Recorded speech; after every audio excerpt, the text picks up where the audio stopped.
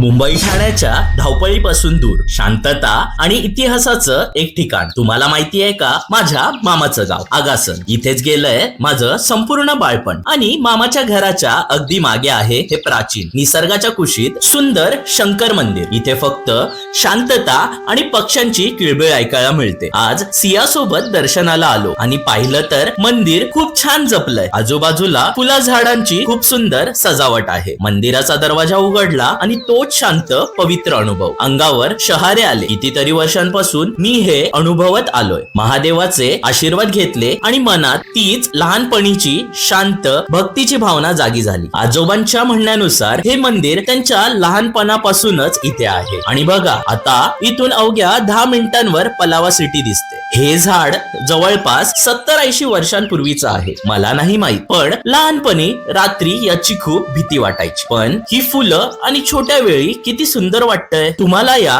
शांत ठिकाणी नक्की भेट द्यायची असेल तर लोकेशन कमेंट करा आणि आम्ही तुम्हाला डायरेक्ट गुगल मॅप्सची लिंक पाठवू. आणि अशाच सुंदर ठिकाणांबद्दल जाणून घेण्यासाठी आम्हाला फॉलो करायला विसरू नका.